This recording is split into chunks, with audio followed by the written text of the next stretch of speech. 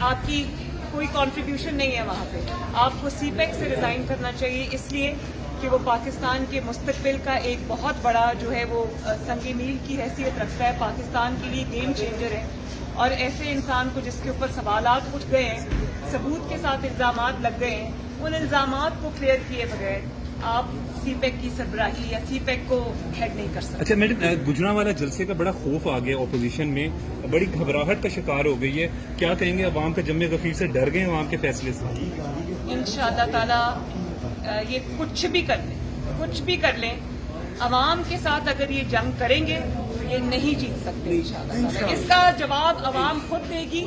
عوام جو مہنگائی سے اور بے روزگاری سے تنگ آئی ہوئی ہے اور ان کی نالائکی سے، نااہلی سے تنگ آئی ہوئی ہے، وہ عوام اب میاں نواز شریف کی آواز پہ اس نے لبیک کہا ہے، اور انشاءاللہ تعالی فتح اور نصرت جو ہے وہ عوام کی ہوگی. انشاءاللہ اس نالائق، نااہل اور مسلط شدہ وزیر اعظم سے ہمیں نجات ملے گی، اور انشاءاللہ تعالی یہ تحریک کامیاب ہوگی.